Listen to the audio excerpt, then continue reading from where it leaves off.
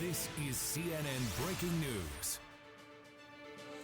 Hello everyone, I'm Lynda Kinkade live from Atlanta. We begin with breaking news out of the White House. The Biden administration will not send any diplomats or officials to the Beijing Winter Olympic Games.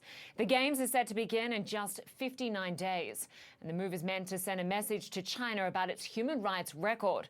Biden will still allow American athletes to compete in the Games. White House press secretary announced the diplomatic boycott just a short while ago. U.S. diplomatic or official representation would treat these games as business as usual in the face of the PRC's egregious human rights abuses and atrocities in Xinjiang, and we simply can't do that.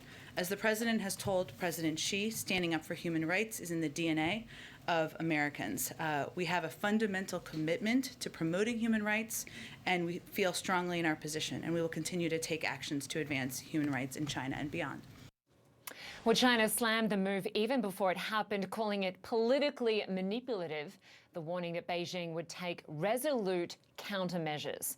We're joined now by CNN sports analyst Brennan in Washington, D.C., as well as CNN's David Culver, who's in Shanghai, China. I'll start with you, Christine, because it's less than 9 weeks before Beijing was set to become the first city in the world to host both a summer and winter Olympic Games. And now we have the Biden administration announcing this diplomatic boycott. So no U.S. officials will attend, but athletes will still allowed to compete. That's correct, Lynda, and I think this is exactly what the Biden administration should be doing, and I don't think they'll be alone. I'm sure other countries will, obviously allies will follow suit. This is symbolic. The delegation, I'm sure many people are saying, what is this delegation? What does this look like? Well, for example, in 2008, the Summer Olympics in Beijing, George W. Bush, the president, led the delegation. And what it is a couple days of meet and greets, waving the flag, red, white, and blue, meeting the athletes. I remember that the President Bush met with Michael Phelps. He was at the swimming venue one day. Other Olympics, it has been a first lady, a vice president. It was Vice President Pence back in 2018 leading the delegation. It was Dr. Joe Biden leading the delegation in Tokyo just a few months ago. It can be presidential children, and it can be the ambassador and maybe some fellow athletes, Olympic athletes from the past. It is symbolic. And the key thing, of course, here, Lynda and David, is that no athletes are involved. In other words, the U.S. athletes will be there doing what they do best and also having the chance to speak out about human rights violations, as well as represent the country and, of course, themselves in sports competition. David, I want to go to you on the diplomatic reasons for this boycott, because it stems from China being accused of systematic oppression using rape, organ harvesting. The U.S., of course, being the first country to condemn China for genocide in Xinjiang.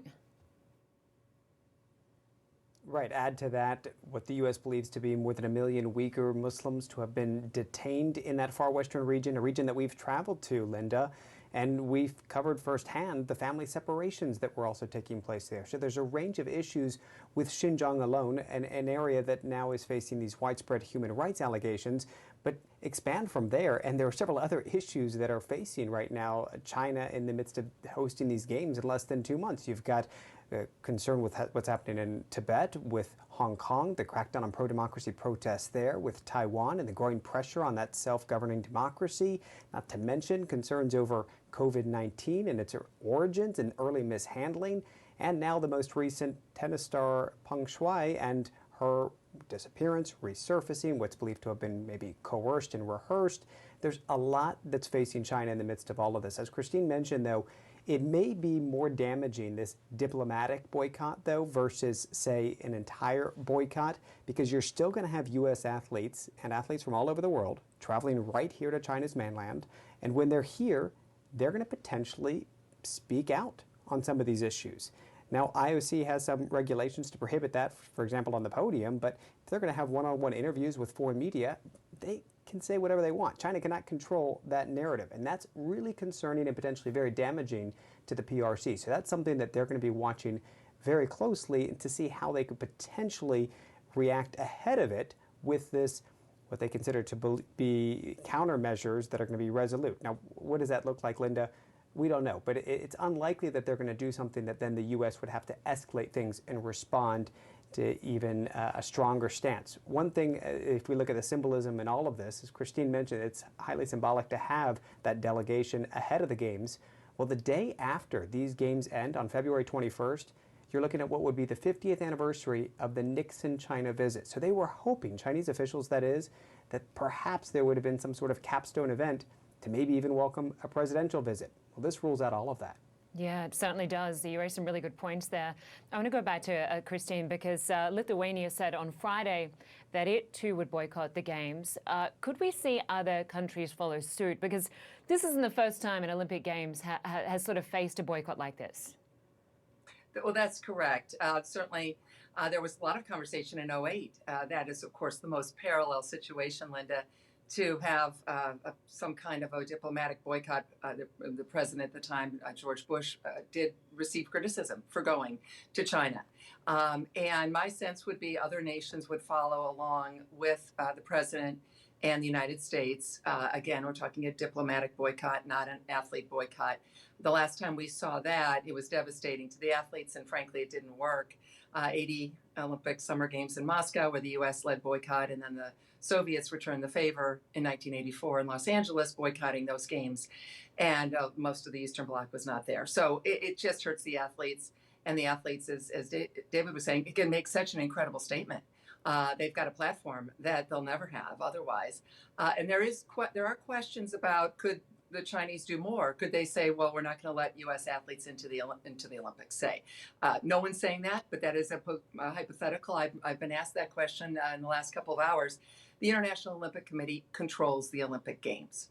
There is no way on earth that the International Olympic Committee does not want the United States and its television dollars at those Olympic Games, not to mention the athletes. So China may want to throw something back at the United States, but it's limited because it does not actually control the Olympic Games. That is the International Olympic Committee that has the controlling credentialing, controlling all of the actual events, and they work in concert with China. But the IOC will have a major say in this, and that's why I'm sure they're very concerned today, but also they are not going to kick out U.S. athletes. No way, no how. Yeah, I want to ask David a little bit more on that. What potential countermeasures we could see from China? Because China already said that the U.S. is grandstanding and that it would respond with some sort of countermeasure. What could that entail? Yeah, perhaps this would be, for example, if the U.S. were to lead some sort of international event or have some sort of global summit or meeting, Chinese officials would decline attending that, for example. In the immediacy, it's not clear what they would do, because what you don't want to see happen here, certainly the Chinese don't want to see this, is, for example, if they go after U.S. diplomats here in China and create heavier restrictions, or if they go after journalists, which they've done with our visas before, that would then enact reciprocity on part of the U.S. The U.S. would then counter that and would put in those same regulations and restrictions, and that would put them both really in a very difficult position. So it's very unlikely that we would see it escalate to that nature, but you can see something that will perhaps be very symbolic. The other issue that they're facing here, Lynda, is they don't want to widely publicize this U.S. boycott diplomatically playing out right now, because they have been holding back even on Chinese social media from allowing that to be searched. They've censored it, they've scrubbed it, they've blocked it, because what happens when you search that? Well, it raises more questions as to the why. Why are U.S. officials not coming? It then opens up the concerns of human rights, a dialogue they don't want to happen here. All right, David Culver, Christine Brennan, this story is not going to go away. We will be discussing it, no doubt, more in the coming weeks. Good to have you both with us. Thank you very much.